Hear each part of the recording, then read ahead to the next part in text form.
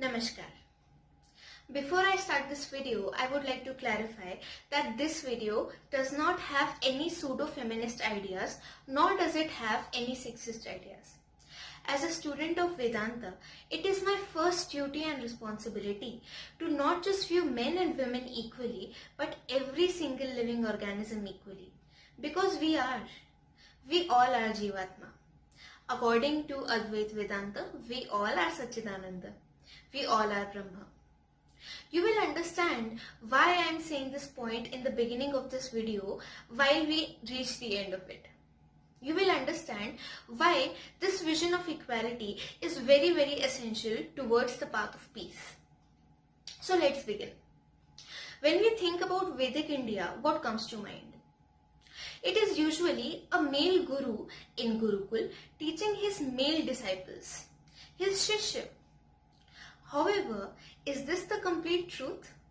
Or some part of the truth has been hidden or has been turned a blindfold towards by many medieval and modern historians? The truth is that there was always a female guru along with a male guru in every single Gurukul and in every single ashram. She was known as Guru Mata and she took equal responsibility in imparting knowledge to the disciples as the male guru. In several cases, the ashram was more well known by the name of Guru Mata. A very common case, a lot of people might have heard about it, it comes in Ramayana, where the ashram is known by Sati Ansuya. She was more siddha, she was more enlightened by her husband. Hence, the Gurukul was more well known by her. The Guru Mata was usually the Guru's wife. Of course, apart from Guru Mata, there were female disciples as well, known as Shishyas, and they were almost equal in number to the male disciples. Again, a common case is observed in Uttar Ramayana, when Mata Sita reaches Maharishi Valmiki's ashram and she lives with the Guru Mata and the female disciples. This might be noticed by a lot of people who might have read Uttar Ramayana by Valmiki or might have even seen it, Uttar Ramayana, on television. In reality, the Sanatan Shastras have as much contribution by women as it has by men. Women have written several Upanishads, several Purans, and even have co-written the Vedas. Don't believe me? You can search it out. Around 27 Brahma Vachikas have contributed a major part of Rig Veda. Some of the well-known Rishikas among these 27 are Lopamudra, Apale and Vishwavara. Of course, and many more. One of my favorite person to ever exist is Maharani Madalsa. She has written a major part of Markandeya Puran. She has contributed to a major part of it. She has explained Brahmagyan so easily in such easy words that even a child can understand it, and so beautifully. Of course, I can't talk about the contribution of every single of these Rishikas or Brahmavachikas in this video because it is not possible to cover nearly half of the Sanatan Gyan in one video. So I will make a series with this subject. In this video, I will be talking about an account written by none other than Maharishi Valmiki himself, who of course, as you might know, has also written Ramayana. This account is present in his massive scripture with 29,000 shlokas in it called Yoga Vasishta. This account is about Queen Chudala and her husband King Shikhidvaja. These two were deeply in love with each other and they ruled the kingdom of Malwa. This couple did everything together. Whether it is leisure activities, spiritual knowledge or even ruling the kingdom. They both sat on the throne together, which was not actually uncommon at that point. Even if you view the 1,000-year-old temples, you will notice that Ram and Sita are sitting together on the throne. This story is around of the same time. So they ruled the kingdom together. They were equal partners in taking every decision. As time passed, they both got more and more interested in spiritual knowledge. They both wanted to walk towards the path of mukti. towards ultimate peace, towards self-realization. So they started attending the lectures of their gurus together. They went to Gyan Sabhas together. They read the scriptures together and they discussed about them together.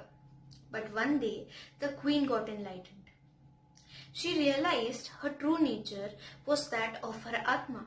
She truly realized it. Of course, a lot of people, mostly everybody who reads Vedanta, knows about this. But she realized it. She realized her true nature, of that of Brahma. She dissociated herself from her fake identities of body, mind, intelligence and ego. She was constantly situated in Brahma. If you want to know more about this state called Moksha or Nirvana, I will link a card above. Anyway, she was always calm, even in difficult situations. She, after all, had attained Mukti. Her husband noticed this. Her husband saw that she was not just peaceful at all times, but she also started to look different. She was more radiant, more beautiful, like that of a sadhu. One day, he asked her that what was the matter? What has changed? She accepted that she had attained mukti or self-realization or Atmagyan. The king laughed at her and said that how can a woman attain mukti when even great sadhus take tapasya, long tapasya, and yet they are not able to attain mukti? And you are just a woman. The queen just smiled at him and felt sorry. She knew that her husband was yet not capable, not qualified enough to even begin his spiritual journey. She realized that her husband was still identifying himself and everybody around him by the body they possess and not by the Atma. He was not able to see the true nature of reality.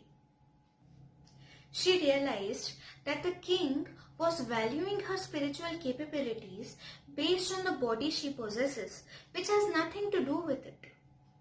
The king has not achieved an equal vision for every living being, and hence he was not a yogi yet. As Sri Krishna mentions in Bhagavad Gita, that a yogi, a learned man, views a dog eater, a Brahman, a cow with equal vision. Hence, he was not a yogi yet, and hence he was not walking on the path of mukti. They both kept living the same way. They were both still ruling the kingdom.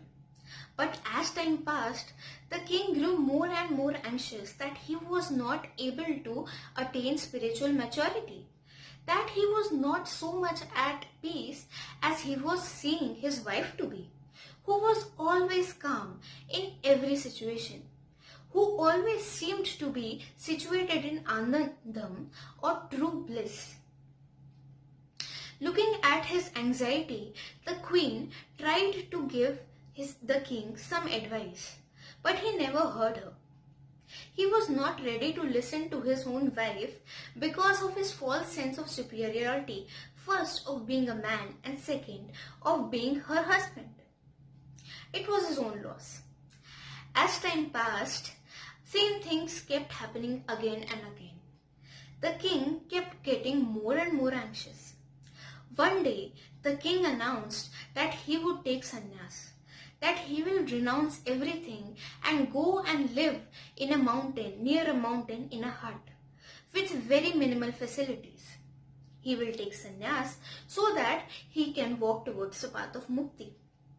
The queen tried to explain to the king that true peace is in fact possible while living in the household too.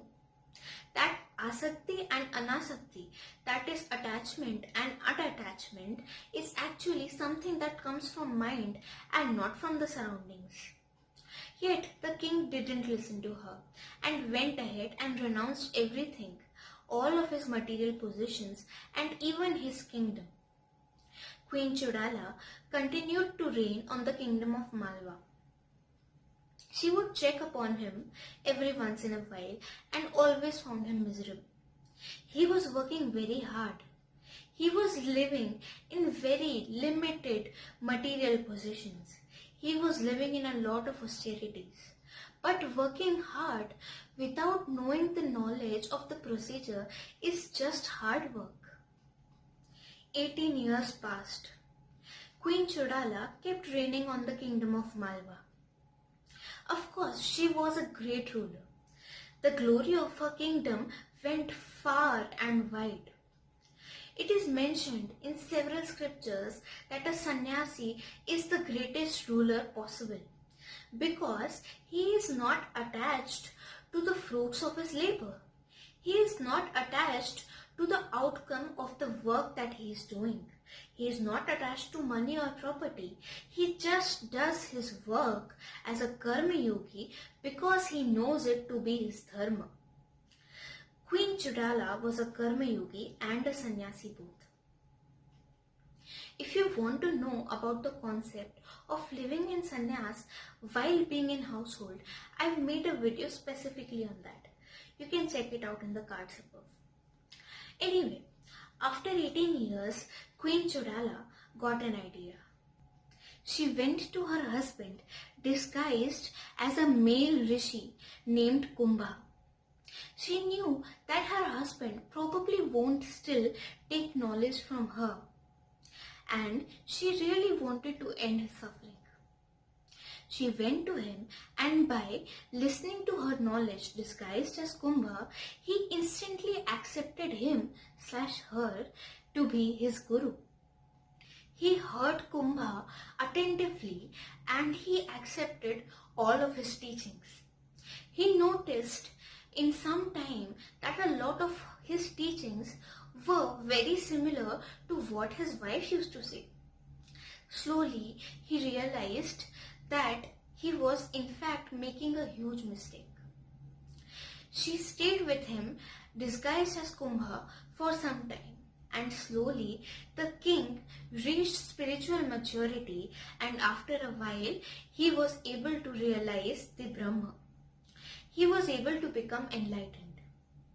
After that, can you imagine what happened after the now enlightened king realized who his guru actually was? This story is one of my favorite account from ancient India. This account not only promotes equality between men and women, but also imparts tremendous knowledge from the Vedas to the listener. In this series, of course, we will be talking about many such great stories of many such great women. In the next video, we will talk about my idol, one of my favorite person in the world. If you want to support me in my effort of bringing back the knowledge of ancient India, the knowledge and wisdom of Bharatiya Shastra, then please do consider subscribing to my channel, liking this video and sharing my videos. Jai Siya Ram.